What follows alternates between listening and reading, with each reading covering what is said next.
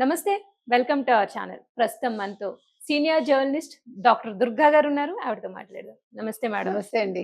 Ma'am, ఇప్పుడు YS Jagan పరిస్థితి చూస్తే తన నీడను తానే నమ్ముకోలేడా అన్నట్టు తయారైందండి. ఎందుకు అంటే అవినాష్ రెడ్డిని ఆయన అనుమానిస్తున్నారు. అంటే ఇప్పుడు ఇలా కనుక కొనసాగితే అసలు పులివెందుల్లో ఆయన ఇంక మళ్ళీ అడుగు పెట్టలేడా అన్నట్టు ఉంది పరిస్థితి. సో దాని గురించి మీరేం చెప్తారు? మీకు గుర్తుంటే కనుకైతే లాస్ట్ టైం కాకుండా అంతకు ముందు సారి పులివెందులు వెళ్ళాడు జగన్మోహన్ రెడ్డి. అవునండి. వెళ్ళినప్పుడు ఏమైందంటే అక్కడ భాస్కర్ రెడ్డి మనుషులు, అవినాష్ రెడ్డి మనుషులు కనిపించారు తప్ప ఆయనకి జగన్మోహన్ రెడ్డి మనుషులు అంటే ఎవరు కనిపించలే. చాలా షాక్ తిన్నాడు. అంటే మొట్టమొదటిసారి జగన్మోహన్ రెడ్డి అనేవాడు తన్ని తాను అంటే తర్కించుకున్నాడు.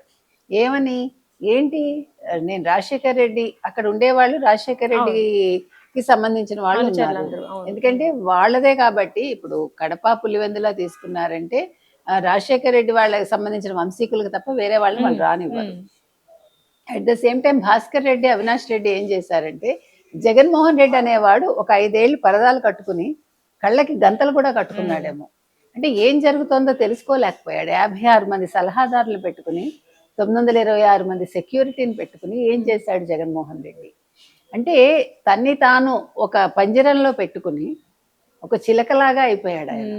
అటువంటి చిలక సడన్ గా బయటకు వచ్చి అంటే ప్రపంచాన్ని చూస్తోందా అనిపించేట్లుగా ఉంది ఇప్పుడు జగన్మోహన్ రెడ్డి పరిస్థితి. ఎందుకంటే అప్పుడు ఆ రోజు ఆయనకు ఆ డౌట్ వచ్చాక కొంచెం అవినాష్ రెడ్డి మీద అనుమానం మొదలైందేమో అని మనకు అనిపిస్తుంది.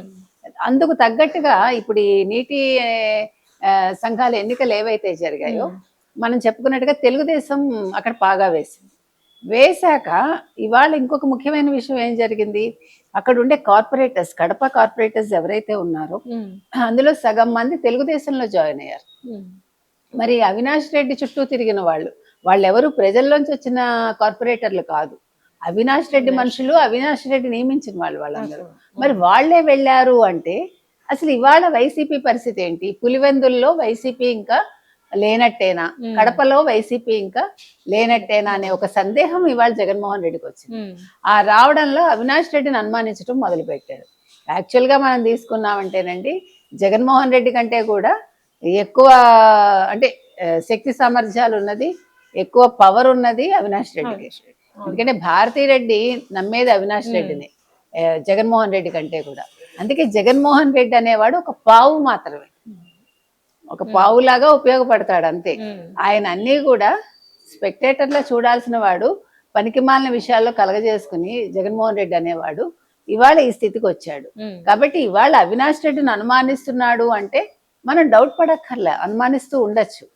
ఎందుకంటే ఇంకా మనం ఇంతకు ముందు చెప్పుకున్నట్టుగా అసలు వైసీపీకి ఇంకా మనుగడ లేదా, వైసీపీ వచ్చే ఎన్నికల్లో ఇంకా కనుమరుగైపోతుందా అనే సందేహం కూడా వస్తుంది. ఎందుకంటే ఇవాళ ఉన్నవాళ్ళు 11 మంది, ఈ 11 మందిలో ఎంతమంది ఉంటారు, ఎంతమంది జారుకుంటారో తెలియదు.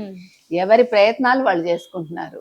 గతంలోనే మనం చెప్పుకున్నాం, పెద్దిరెడ్డి బీజేపీకి వెళ్ళిపోతాడు, మిథున్ రెడ్డి బీజేపీకి వెళ్ళిపోతాడు, విజయసాయి రెడ్డి బీజేపీకి వెళ్ళిపోతాడు. ఎందుకంటే వాళ్ళ వ్యాపారాలు వాళ్ళు కాపాడుకోవాలి, వాళ్ళ మీద ఉండే కేసుల్ని వాళ్ళు మాఫీ చేయించుకోవాలి, ఇవన్నీ కూడా ఉన్నాయి కదండి. ఈ నేపథ్యంలో అసలు ఎంతమంది ఉంటారు? ఓడిపోయిన వాళ్ళు ఆల్రెడీ కొంతమంది వాళ్ళ దారి వాళ్ళు వెతుక్కుంటున్నారు. అందులో ఏమీ వింతలేదు, వెతుక్కోకపోతే ఆశ్చర్యపోవాలి. నిన్న మనం చూసాం కొలుసు పార్థసారథి విషయంలో, గౌతు శిరీష్ విషయంలో. అంటే ఇంకా వాళ్ళలో ఎక్కడో ఇది చావక వైసీపీ వాళ్ళు తెలుగుదేశం శ్రేణుల్లో కూడా వాళ్ళు దూరి వాళ్ళు తెలుగుదేశం శ్రేణుల మీద ఒక అనుమానం తీసుకొచ్చేలాగా, అంటే వాళ్ళ మీద వాళ్ళకి తెలియకుండా వాళ్ళ వెనకాల కుట్రలు చేసి ఇవి కూడా జరుగుతున్నాయా అనిపిస్తుంది. కాబట్టి ఇవాళ మీరు వైసీపీని కనుక తీసుకుంటే ముఖ్యంగా జగన్మోహన్ రెడ్డిని, అవినాష్ రెడ్డిని నమ్మే స్థితిలో అయితే లేడండి. ఎందుకంటే అవినాష్ రెడ్డి కూడా ఇప్పుడు ఇంతకాలం ఆయన అసలు సిబిఐనే మేనేజ్ చేశాడు అంటే, అరెస్ట్ చేయకుండా చేసుకోగలిగాడంటే మరి ఎవరున్నారు వెనకాల? ఇప్పుడు నిజంగా అంటే బాబాయ్కి పట్టిన గతే ఎవరు జగన్మోహన్ రెడ్డికి పడుతుందా రేపు పొద్దున్న తెలీదు. ఎందుకంటే కడప రాజకీయాలు ఎప్పుడు ఎలా మలుపు తిరుగుతాయో ఎవడూ చెప్పలేడు. అంటే ఎవరిని ఎవరు నమ్మలేరు, నమ్మినట్టే ఉంటారు, నమ్మరు. రాజకీయం అంటేనే నమ్మకం లేకపోవటం. కానీ ఇక్కడ ఇంకా ఘోరమైన పరిస్థితి.